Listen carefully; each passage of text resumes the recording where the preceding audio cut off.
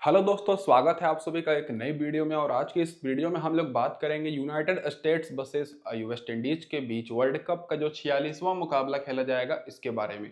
तो दोस्तों, एक तरफ है यूएसए की टीम जो कि अपना पिछला मुकाबला हार करा रही है, और दूसरी तरफ है वेस्ट इंडीज की टीम जो कि शुरू में तो 4 मुकाबला जीती थी, लेकिन ये भी अपना पिछला मुकाबला हार कर आ रही है।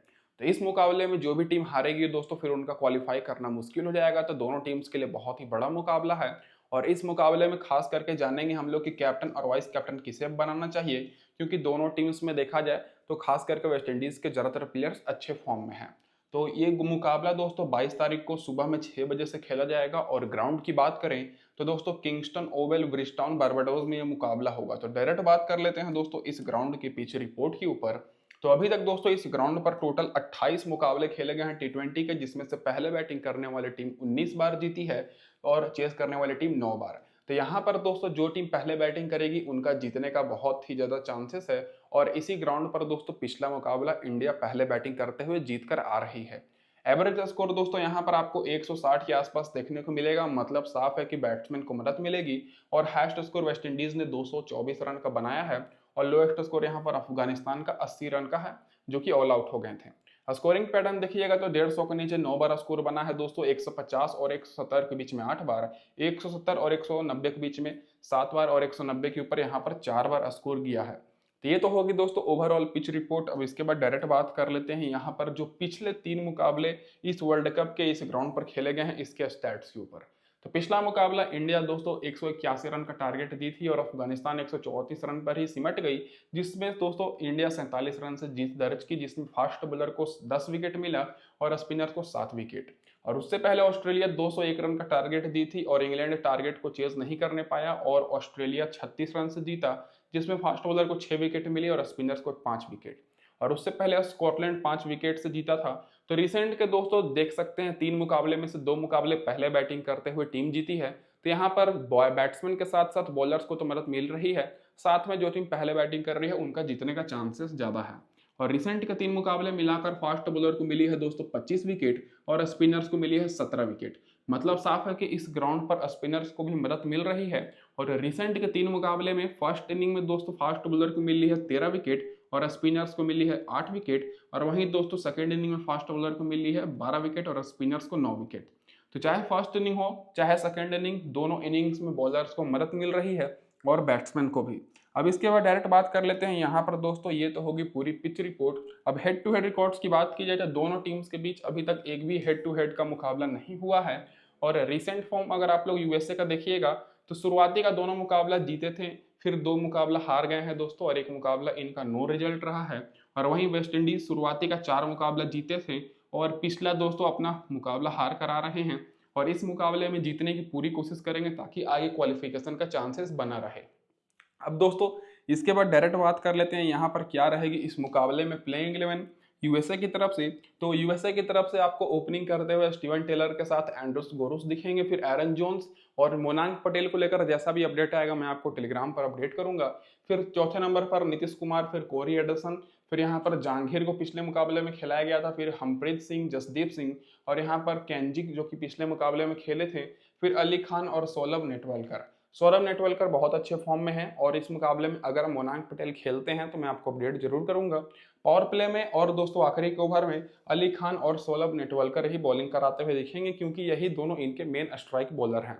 अब बात कर लेते हैं दोस्तों इन सारे प्लेयर्स के रिसेंट फॉर्म से पहले कि जो लोग अभी तक हमारे टेलीग्राम चैनल पर ज्वाइन नहीं किए हैं, आप लोग बहुत कुछ मिस कर रहे हैं। फटाफट से दोस्तों ज्वाइन कर लीजिए, और यहाँ पर आपको टॉस के बाद बिल्कुल फ्री में टीम्स मिलेगी। लिंक दोस्तों मैंने डिस्क्रिप्शन में दिया हुआ है। और मेरे भाइयों आप लोग चैनल को जरूर कर लीजिएगा सब्सक्राइब, नोटिफिकेशन बेल को ऑन करके, ताकि आगे के सारे अपडेट्स आपको सबसे पहले मिलती रहे। अब डायरेक्ट बात कर लेते हैं दोस्तों यहाँ पर यूएसए की क्या रहेगी सारे प्लेयर्स के रिसेंट फॉर्म। तो सबसे पहले स्टीवन टेलर की बात करें जो कि ओपनिंग करेंगे, और रिसेंट में इनका परफॉर्मेंस बहुत ही अच्छा रहा है। लेकिन इस वर्ल्ड कप में ये जो अभी तक मुकाबले खेले हैं ज़्यादा कुछ खास नहीं किए हैं, लेकिन पिछले 2 मुकाबले में फॉर्म में आ चुके हैं, 24-24 रन की पारी खेले हैं। तो दोस्तों अच्छी बात यह है कि बॉलिंग भी करा रहे हैं, तो स्टीवन टेलर को आपको ऑलराउंडर सेक्शन से लेकर चलना है, सेफ ऑप्शन रहेंगे। अब एंड्रूस गोरुस की बात करें जो कि अच्छे फॉर्म में है, पिछले मुकाबले में 80 रन की पारी खेले थे, नॉट आउट रहे थे, और रिसेंट में 35 रन और 65 रन की पारी खेले हैं, तो ये भी अच्छे फॉर्म में है, तो इनको भी आपको अपनी टीम में लेकर चलना है, सेफ ऑप्शन रहेंगे। और एरन जोन्स की बात करें तो ये भी अच्छे फॉर्म में है, रिसेंट में भले ही पिछले मुकाबले में 0 पर आउट हो गए हों, लेकिन उससे पहले 36 रन नॉट आउट और 94 रन नॉट आउट की पारी खेले हैं। तो दोस्तों यूएसए के टॉप ऑर्डर के बैट्समैन अच्छे फॉर्म में हैं, और टॉप ऑर्डर से तीनों को आपको कोशिश करना है अपनी टीम में रखने के लिए, और ज़्यादा से ज़्यादा आप लोग अगर यूएसए की टीम टॉस हारती है तो इनमें से 2 को तो जरूर रखिएगा। नीतीश कुमार की बात करें तो उतने अच्छे फॉर्म में नहीं है दोस्तों, रिसेंट में देखा जाए तो जो 4 मुकाबले खेले हैं, हाईएस्ट इनका 27 का ही है, पिछले मुकाबले में मात्र 8 रन की पारी खेले थे, तो उतने सेफ ऑप्शन नहीं रहेंगे, तो इनको आपको नहीं लेना है। कोरी एंडरसन की बात करें तो इनका नाम बहुत ही बड़ा है, लेकिन इस वर्ल्ड कप में इनके दर्शन बहुत ही छोटे हुए हैं, रिसेंट में एक भी मुकाबले में इनको अच्छा खासा बॉलिंग से मदद नहीं मिला है, और बैटिंग से भी दोस्तों पिछले मुकाबले में 12 रन की पारी खेले थे और उससे पहले 15 रन की, तो उतने सेफ ऑप्शन नहीं रहेंगे, तो इनको आप लोग ड्रॉप भी कर सकते हैं। फिर जहांगीर की बात करें तो ये भी उतने बेस्ट नहीं रहेंगे, पिछले मुकाबले में 3 रन ही बनाए थे और उससे पहले 0 रन की पारी खेले थे, रिसेंट में तो ठीक ठाक रिकॉर्ड है, लेकिन बैटिंग ऑर्डर नीचे है, तो इनको भी आपको नहीं लेना है। हमप्रीत सिंह की बात करें तो पिछले मुकाबले में शानदार पारी खेले थे 38 रन की, और बॉलिंग से 2 विकेट मिली थी, लेकिन रिसेंट में देखिएगा तो इस वर्ल्ड कप में इनको ज़्यादा मदद नहीं मिली है, तो एक मुकाबले में परफॉर्मेंस करने से ये नहीं हो जाता है कि वो प्लेयर अच्छे फॉर्म में हैं, तो ये भी उतने सेफ नहीं रहेंगे, लेकिन अगर आप लोग ग्रैंड लीग की टीम बना रहे हैं तो एक टीम में इनको रख सकते हैं। अब जसदीप सिंह की बात करें तो इनका भी दोस्तों वर्ल्ड कप कुछ खास नहीं गया है, अभी तक दोस्तों इनको एक ही विकेट मिली है और पिछले 2 मुकाबले से विकेट लेस रहे हैं, तो ये भी उतने सेफ ऑप्शन नहीं रहेंगे, तो इनको भी नहीं लेना है। अब मेन बॉलर्स की बात करें जो कि केंजिक जो कि अच्छे फॉर्म में थे, तो दोस्तों अभी तक इस वर्ल्ड कप में एक मुकाबले में 3 विकेट ले चुके हैं, तो अगर यूएसए की टीम टॉस जीतती है तब आप लोग यहाँ पर केंजी को ले सकते हैं, बाकी अली खान और सौरभ नेटवालकर बेस्ट ऑप्शन रहेंगे। अली खान को तो पिछले मुकाबले में विकेट नहीं मिली थी, लेकिन रिसेंट में हर मुकाबले में विकेट मिली है, तो आप लोग यहाँ पर अली खान को ले सकते हैं, और सौरभ नेटवालकर दोस्तों लगातार हर मुकाबले में विकेट ले रहे हैं, तो सेफ ऑप्शन रहेंगे, तो इनको भी आपको लेकर चलना है। तो दोस्तों मैं सोचता हूं कि आपको यहाँ पर क्लियर हो ही गया होगा किन प्लेयर को लेना है, किन प्लेयर को नहीं लेना है। अब डायरेक्ट बात कर लेते हैं जो प्लेयर बेंच पर बैठे हुए हैं। तो अगर मोनांक पटेल खेलते हैं तो इनका रिसेंट फॉर्म बहुत ही अच्छा है, 50 रन, 46 रन, 16 रन, और अगर ये खेलते हैं तो इंपॉर्टेंट रहेंगे, तो इनको आप लोग ले सकते हैं। बाकी इधर से कोई भी खेलता है तो आप लोग देख लीजिएगा। अब डायरेक्ट बात कर लेते हैं क्या रहेगी यहाँ पर वेस्ट इंडीज की प्लेइंग 11। तो दोस्तों ब्रैंडन किंग के साथ जॉनसन चार्ल्स ओपनिंग करते हुए दिखेंगे, फिर निकलस पुरन आएंगे, रोस्टन चेज आएंगे, रोमन पॉयल, फिर यहाँ पर Sherfane Rutherford, Andre Russell, Romario Shepherd, Akeal Hosein, Alzarri Joseph और गुदाकेस मोटाई। तो प्लेइंग 11 में अगर कोई भी बदलाव होगा तो ब्रैंडन किंग पिछले मुकाबले में रिटायर हट हो गए थे, तो अगर ये चोटिल होते हैं, जैसा न्यूज आएगा मैं आपको अपडेट करूंगा, तो हो सके सही होप इनकी जगह पर खेल जाए, लेकिन कम ही चांस है। पावर प्ले में आपको यहाँ पर अल्जारी जोसेफ और इकला हुसैन बॉलिंग कराते दिखेंगे, और आखिरी ओवर में अल्जारी जोसेफ और एंड्रू रसल। ये होगी दोस्तों यहाँ पर ऑस्ट्रेलिया वेस्ट इंडीज टीम की सारी प्लेइंग 11। अब डायरेक्ट बात कर लेते हैं इन सारे प्लेयर्स के रिसेंट फॉर्म के ऊपर। तो दोस्तों अगर आप लोग इनका रिसेंट फॉर्म देखिएगा तो देखने को मिलेगा कि ब्रैंडन किंग का रिसेंट परफॉर्मेंस बहुत ही अच्छा रहा है, और इस वर्ल्ड कप में पिछले मुकाबले में तो 23 रन की पारी खेले थे, लेकिन उससे पहले फ्लॉप हो गए हैं। तो अगर दोस्तों वेस्ट इंडीज की टीम टॉस जीतती है तब आप लोग ब्रैंडन किंग के साथ जॉनसन चार्ल्स को भी ले सकते हैं, क्योंकि जॉनसन चार्ल्स पिछले मुकाबले में 38 रन, उससे पहले 43 रन, और फिर एक मुकाबले में 44 रन की पारी खेले हैं। तो टोटल 5 मुकाबले में 3 मुकाबले में अच्छा परफॉर्मेंस किए हैं जॉनसन चार्ल्स, मतलब साफ है कि ये अच्छे फॉर्म में है। और ब्रैंडन किंग की शुरुआत अच्छी हो जा रही है, लेकिन दोस्तों अपने टारगेट मतलब अपना रन को बढ़ा नहीं पा रहे हैं, तो दोनों अच्छे फॉर्म में हैं। तो अगर वेस्ट इंडीज की टीम टॉस जीतती है तो आप लोग दोनों ओपनर्स को ले सकते हैं, नहीं तो जॉनसन चार्ल्स को तो आपको लेकर चलना ही है, पिछले मुकाबले में 38 रन की पारी खेले थे। निकलस पूरन बहुत अच्छे फॉर्म में है, तो इनको तो दोस्तों आपको आंख बंद करके लेना है। पिछले मुकाबले में 36 रन की पारी खेले थे, उससे पहले 98 रन की, रिसेंट में 27 रन, 22 रन और 17 रन की पारी खेले हैं। और रोस्टन चेस उतने इंपॉर्टेंट नहीं रहेंगे, इनका दोस्तों बैटिंग ऑर्डर भी कंफर्म नहीं है और बॉलिंग भी एक ओवर से ज़्यादा करा नहीं रहे हैं। पिछले मुकाबले में तो मात्र इनको एक ही विकेट मिला था, लेकिन रिसेंट में एक मुकाबले में तो ना ही बैटिंग से विकेट मिला था, ना ही बॉलिंग से ना ही दोस्तों बैटिंग से रन स्कोर किए थे, और ना ही बॉलिंग से विकेट मिला था। रिसेंट का परफॉर्मेंस इनका अच्छा है, लेकिन कभी कभी टीम इनको बैटिंग करने के लिए भेजती ही नहीं है, तो सेफ ऑप्शन नहीं रहेंगे। जैसा न्यूज़ होगा मैं आपको टेलीग्राम पर अपडेट करूंगा। अब रोमन पॉयल की बात करें तो रोमन पॉयल अच्छे फॉर्म में तो हैं, लेकिन बैटिंग ऑर्डर थोड़ा सा नीचे है, तो ये भी उतने सेफ नहीं रहेंगे। पिछले मुकाबले में 36 रन की पारी खेले हैं, तो अगर वेस्ट इंडीज की टीम टॉस हारती है तब आप लोग रोस्टन चेज और रोमन पॉयल पर फोकस करिएगा। और यहाँ पर रदरफोर्ड की बात करें तो बिल्कुल सेम कंडीशन है। अगर वेस्ट इंडीज की टीम टॉस हारती है तब दोस्तों आपको लो ऑर्डर और मिडिल ऑर्डर के प्लेयर्स को लेना है। और यहाँ पर सेंफेन रदरफोर्ड पिछले मुकाबले में 28 रन की पारी खेले थे, उससे पहले 1 रन नॉट आउट और फिर 68 रन नॉट आउट। तो अच्छे फॉर्म में है दोस्तों ये भी, लेकिन अगर टॉप ऑर्डर अच्छा परफॉर्मेंस कर जाता है तो फिर इनको मौका नहीं मिलेगा।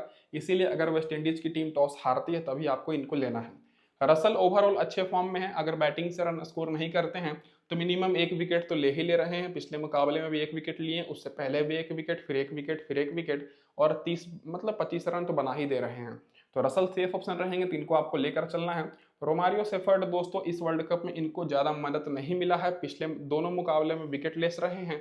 शुरुआती के 2 मुकाबले में इनको विकेट मिली थी, तो दोस्तों कंटिन्यूअस विकेट ना लेने के कारण ये भी उतने सेफ ऑप्शन नहीं रहेंगे, तो इनको भी हम लोग यहाँ से नहीं लेकर चलेंगे। अब मेन बॉलर्स की बात करें तो तीनों बॉलर्स बहुत ही अच्छे फॉर्म में हैं। एकला हुसैन की बात करें तो रिसेंट के हर मुकाबले में दोस्तों इनको विकेट मिली है, 2 विकेट, 5 विकेट, और भले ही पिछले मुकाबले में विकेट ना मिली हो लेकिन इंपॉर्टेंट रहेंगे, क्योंकि दोस्तों पिछले मुकाबले में कोई भी दोस्तों बॉलर्स को वेस्ट इंडीज की तरफ से विकेट नहीं मिली थी। वो यहाँ पर गुदाकेश मोटाई की बात करें तो ये भी अच्छे फॉर्म में है, हर मुकाबले में 3 विकेट, 2 विकेट लिए हैं। अल्जारी जोसेफ भी दोस्तों लगातार 2-2 विकेट, फिर 4 विकेट, 1 विकेट। पिछले मुकाबले में कोई भी बॉलर्स को विकेट नहीं मिली, क्योंकि दोस्तों इनके सामने जो टीम थी इंग्लैंड वो बहुत ही अच्छा खेली थी, इसीलिए इनको विकेट नहीं मिली थी। लेकिन इस मुकाबले में तीनों बॉलर्स इंपॉर्टेंट रहेंगे तो इन तीनों को लेकर चलना है। और वेस्ट इंडीज की टीम टॉस हारती है तो मिनिमम 2 को तो आप लोग लेकर जरूर चलिएगा। अब इसके बाद डायरेक्ट बात कर लेते हैं दोस्तों यहाँ पर जो प्लेयर बेंच पर बैठे हुए हैं, तो अगर सही होप खेलते हैं तो इनका रिकॉर्ड मैंने दोस्तों लिख रखा है, आप लोग देख सकते हैं। अब ये होगी दोस्तों यहाँ पर हमारी पूरी डिटेल एनालिसिस। अब जो हमारी टीम कॉम्बिनेशन क्या निकल कर आती है वो भी चलिए मैं आपको दिखा देता हूँ। तो ये रहेगी दोस्तों यहाँ पर हमारी फाइनल टीम कॉम्बिनेशन। और ये जो मैंने टीम बनाई है दोस्तों, ये पूरी की पूरी मैंने दोस्तों वेस्ट इंडीज को सपोर्ट करते हुए बनाई है, क्योंकि दोस्तों जाहिर सी बात है वेस्ट इंडीज बड़ी टीम है और उनका जीतने का इस मुकाबले में चांसेस बहुत ही ज़्यादा है, भले यूएसए कितना अच्छी अभी खेल रही हो। तो जो हमारे कप्तान रहेंगे वो दोस्तों निकलस पूरन रहेंगे, जो कि आएंगे फर्स्ट डाउन बैटिंग करने और अच्छे फॉर्म में है। और वाइस कैप्टन मैंने अल्जारी जोसेफ को किया है, जो कि पिछले मुकाबले में तो विकेट नहीं लिए थे लेकिन उससे पहले कंटिन्यूअस 2-2, 3-3, 4-4 विकेट लेते आ रहे हैं। उसके बाद मैंने विकेट कीपर से एक गोरूस को मैंने लिया है, जो कि अच्छे फॉर्म में है, पिछले मुकाबले में 80 रन की पारी खेल कर आ रहे हैं। फिर जॉनसन चार्ल्स को मैंने लिया है, फिर ब्रेंडन किंग को। तो दोस्तों वेस्ट इंडीज की तरफ से दोनों ओपनर्स को मैंने लिया है, बाकी दोस्तों एरन जोन्स को मैं ले रहा हूँ मिडिल ऑर्डर से, और यहाँ पर ए गोरूस को। और ऑलराउंडर सेक्शन से यहाँ पर स्टीवन टेलर जो कि ओपनिंग करेंगे, फिर एंडरसल को मैंने लिया है, यहाँ पर सौरभ नेटवालकर को, और बॉलिंग से जी मोटाई, एकला हुसैन और अल्जारी जोसेफ। तो टोटल दोस्तों मैंने 7 प्लेयर को लिया है। और यूएसए की तरफ से टॉप ऑर्डर पर मैंने ज़्यादा फोकस इसलिए किया है क्योंकि यूएसए की तरफ से सारे टॉप ऑर्डर के बैट्समैन ही अच्छे फॉर्म में हैं। और यहाँ पर एक दोस्तों मैंने बॉलर लिया है सौरभ नेटवालकर, और एक ऑलराउंडर से स्टीवन टेलर जो बॉलिंग कराएंगे। बाकी दोस्तों अगर आप लोग बदलाव करना चाहते हैं तो दोस्तों यहाँ पर ए जोन्स की जगह पर, नहीं तो दोस्तों स्टीवन टेलर की जगह पर कोरी एंडरसन को ले सकते हैं। लेकिन मेरे हिसाब से ये जो टीम कॉम्बिनेशन बेस्ट रहने वाली है। और आप सभी को फाइनल टीम टेलीग्राम पर मिलेगी। तो दोस्तों इस वीडियो में बस इतना ही, और आप सभी को वीडियो देखने के लिए बहुत बहुत धन्यवाद। चैनल पर पहली बार आए तो सब्सक्राइब जरूर कर देगा। धन्यवाद दोस्तों आप सभी का वीडियो देखने के लिए।